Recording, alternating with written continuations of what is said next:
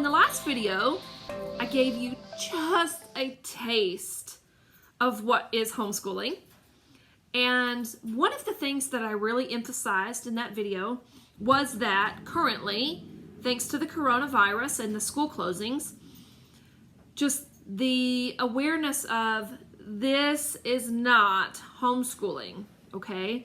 So I think then the next most obvious question is, well then, what does a typical homeschool day look like? So glad you asked. Okay, so I'm gonna walk you through a typical day for our family and what it looks like here at our house.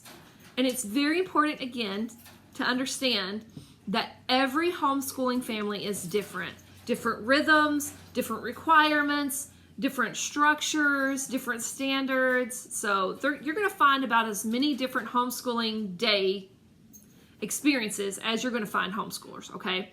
So I'm just going to tell you what ours looks like.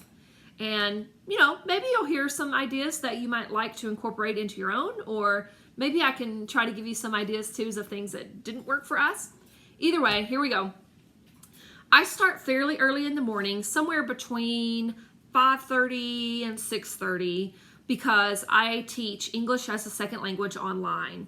And where we live, our Wi-Fi is not the greatest. So my family know that no one is allowed under any conditions on the internet while mom is teaching English. So if they get up early, and I have a 9-year-old who is typically an early riser. He's usually up around 6:30. He can go and busy himself doing something quiet as long as it does not use internet service until 8 o'clock. He typically likes to play video games at that time. So at 8 o'clock, sometimes I'm not actually finishing my teaching online until 9, but at 8 o'clock, everyone is expected to be up. From 8 to 9, this is their time. Well, this is their time. They can eat their breakfast. They can do a chore or two if they like. They can work on any other little things that they want to get done. Sometimes they just want to get up and start waking up for the day. They don't have to do anything, but at least by the time 9 o'clock hits, you've already had some of that downtime to prepare you for, okay, now it's time to start our day. Now, I will say this is one of the things that I have had trouble with over our years of homeschooling, and that is this idea of they're doing their thing, having fun, playing, video gaming, whatever it may be, and then when I say, okay guys, it's time to get started, now everyone wants to get their clothes on, or they want to do this, or they want to do that, or they want to eat breakfast.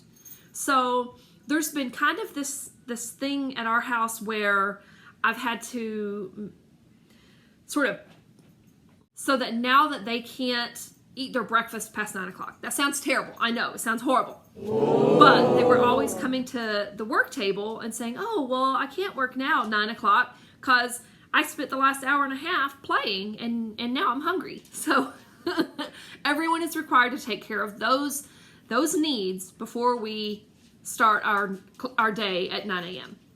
And that's the plan. So what happens at 9 a.m.? At 9 a.m., and this is not like on the dot, generally around 9 o'clock, we will come to the table. Sometimes it's the kitchen table, sometimes it's the dining room table. It's really just a matter of which one is the less cluttered at that point, at that day. And that's where we start our day off, and we start with reading the Bible. We take a chapter per day, and we just take turns going around, reading a couple of verses, reading a chunk. Some of you have Bibles that you know have it sort of like sectioned out. Even the chapter will be sectioned out into topics. So that becomes like a very natural, when we go to the next person to read. And then we will pray. That's very important for us to start our day there, because the idea of having a faith-based education and hoping to instill a biblical worldview for our children's lives was very important to us. So that's what we do. And then after that, Well, first I should add, my 6-year-old comes to the table with us. She's not required to. I don't ask that she do that, but she is one. She's the baby. So she is one who likes to be close to me all the time. And she will either be sitting at the table, sort of, piddling with us, playing with my hair, or she will be playing with toys nearby. But sometimes she will even come up to the table and she will read a small portion with us. And she's required to read to me every day for just a small chunk. And sometimes she will even use that as her reading. So if I can get a good chunk of reading in from her there, then I don't ask for her to read to me later. And she knows that. So sometimes she likes to go ahead and participate with us. And for those of you who have more than one child, you already know that the younger ones want to be like the older ones, no matter what. So that's what we do first. And then once we finish with that, we say a prayer. And my 8th grade student leaves us and she will go start working on her materials for the day. For this year, and for at least for next year, and in theory for many years to come, she is participating in Classical Conversations Challenge program. This year she is in Challenge A. She has a list of things that she is responsible for within the Challenge A guide. This is Classical Conversations has already laid out this curriculum, and it tells her exactly what she needs to do on any given week. And then she will work on that in preparation for her seminar day, which for us is on Friday. So she will go and she will work on her stuff, and the rest of us are also doing Classical Conversations. And for the ages that they are currently, that consists of memory work. So we focus on all the different strands, which most of you will know more commonly as subjects. We focus on all the different subjects, and it's mostly at this point a lot of memory work. So we use like little hand gestures or catchy songs that we all already know, or sometimes even mnemonics, which is not necessarily a common thing with Classical Conversations families, but for us, I like mnemonics. It helps me, so we use that to help us memorize all these different chunks of information related to all the different strands. So we focus on that. Now I have my 7th, 3rd, and 1st grade students with me at the table working on that. And we go through that, we play, we sing, and then once we're finished, then my day becomes very much academic triage. And I call it that because I've tried a lot of different methods over the course of the years to try to keep people on task, to try to give them their own accountability, checklists, charts, work boxes. That's another thing that we've tried, and none of that has really ever worked for us. And so what I found that works best for me is I have a checklist, which is really for me. And I use that checklist to help me know what to say to them. Did you do this? Did you do this? Did you do that?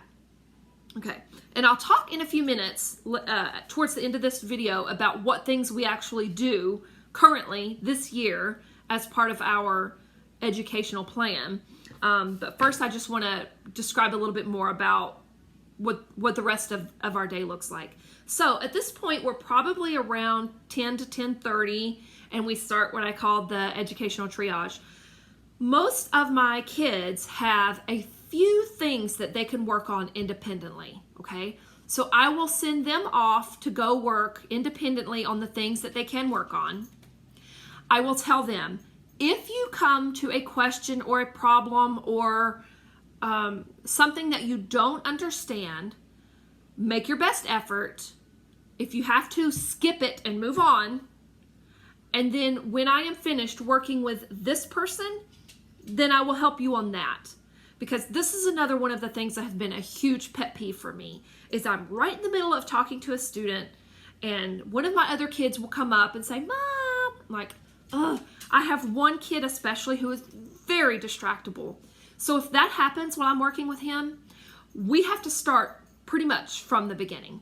So I keep pushing this whole idea of, if you get stuck, skip it, move on, do what you can, and as soon as I am done here, I will be right with you. And slowly, I am seeing that they are starting to appreciate that plan, but we do still have a lot of mom. So that's what we do. So anyway, I will work one by one with whoever needs me, while the others are trying to do things that they can independently. Sometimes I'm working with someone and everyone else has done all they could, and so it's just a matter of me getting around to them. And that works for us. It really does. My kids have also figured out, though, that once we hit about 1 or 2 o'clock in the afternoon, that my motivation, my energy level starts dropping. So I think some of them have kind of worked that into their daily plan. But anyway, that's what we're up against. So we do what we can each day. I always try to emphasize starting with the main educational requirements for us, required by the state, but also what we commonly know as important for a good education. And then I start adding in or emphasizing those electives and things that I just want them to work on throughout the course of the day. And so, of course, the top of that list is math and language arts. And then we have our, science and history type subjects.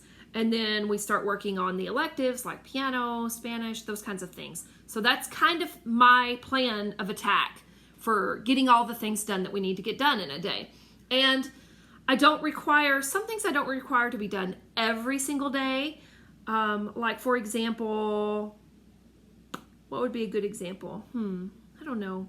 Piano, I think one of my students only does it 3 or 4 days a week, where others may do it 5. But again, that's because I have a checklist, and I will attempt to make a copy of that checklist and get it on here too, so that you can see what I'm currently working with.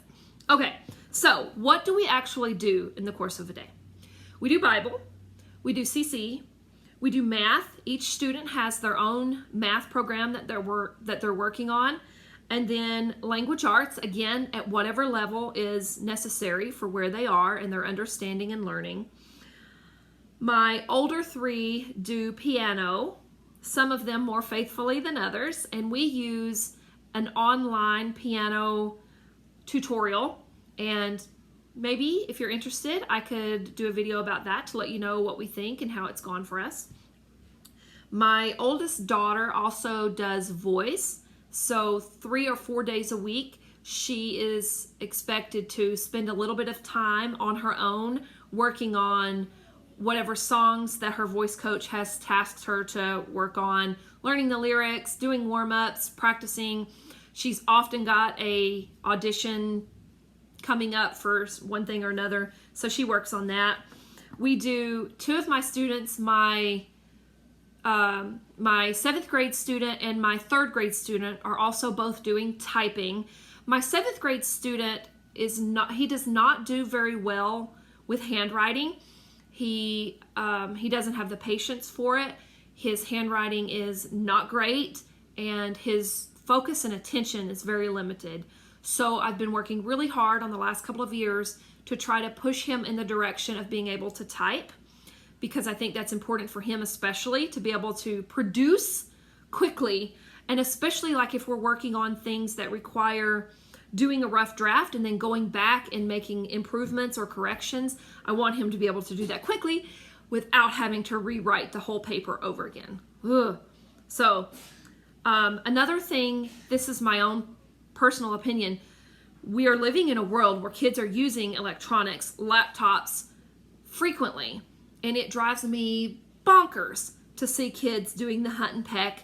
I see this, occasionally I have an opportunity to be in the public schools with another part-time job that I do from time to time.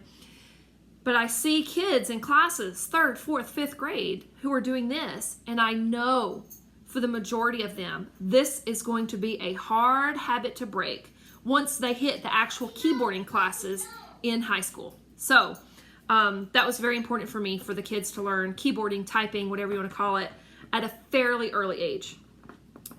My 2 older students use a app for learning Spanish, and my youngest has been using an online program for learning Spanish. working with an instructor, kind of like what I do, teaching foreign students English. She's been working with an online instructor learning Spanish. So, and we do that. My youngest does her Spanish about once a week, but I'm not the best at staying on top of that because it requires scheduling with an available instructor. So, and then lastly, we also do chores. So each day they have a list of things that they're responsible for to participate in the family and the upkeep of the household. And they are according to what I feel like is their ability level, not necessarily their age, but their level of ability. And the idea, in theory, is that those chores, along with all of their assignments, are completed before they move on to other things like getting on devices or playing video games or doing their extracurricular activities, which at sometimes may be Boy Scouts, other times it may be soccer practice or play rehearsal, those kinds of things, which they're really motivated to get to those events, and so they're willing to work harder to get their chores done. So, and I will admit that has been another area that's been really tough for us to stay on top of. And a lot of it just has to do with the fact that once we hit the afternoon, the last thing I want to do is walk around my house, like checking a checklist to make sure everyone's chores have been done. Some are more obvious than others. Like, for example, my kid who has the responsibility of taking out the recycling every day, that's very obvious. I walk by it 100 times a day and I can see if it's been done. Others who may have the chores of like, my 6-year-old, one of her chores is cleaning all the doorknobs on the first level of the house. I don't always notice if she's done it. I try to be aware because sometimes she will go and grab the cleaning wipes and she will do it while I'm doing my one-on-one work with one of the other students. So that brings us to the afternoons. In the afternoons, we have a couple of different appointments that we might participate in. Again, my oldest daughter has voice lessons once a week. That's usually in the afternoons.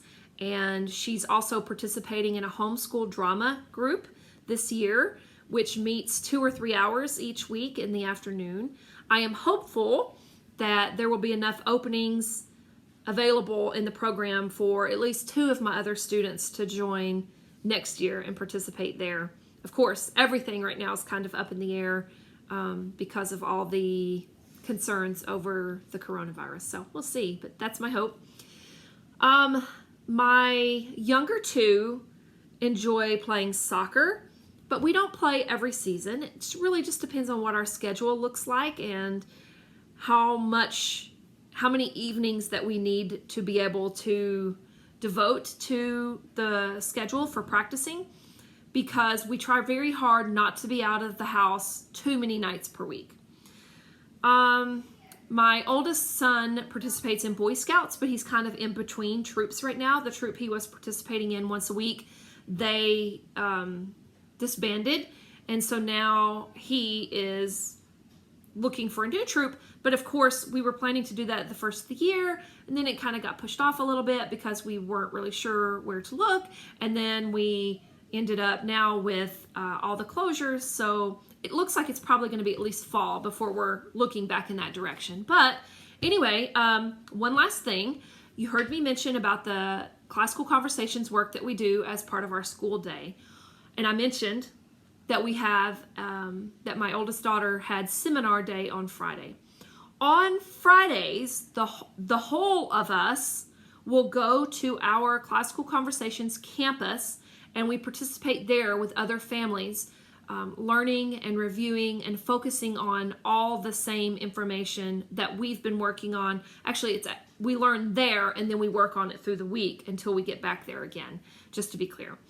But I just want to mention that because that is a big part of our homeschooling lives, is that one day we have with a community of other homeschoolers. The kids are getting to see the same kids each week. They're really making friends there. They're spending time together. I also like that they have an opportunity to be in a classroom setting so that they can learn the importance of things like raise your hand before you talk. At home, that's not really something we do because there's only a few of us. So if you have an idea, you share it. But when you get into a classroom scenario, you have to learn that you don't have an opportunity, nor should you, to share every single thought that crosses your mind. So that's another thing.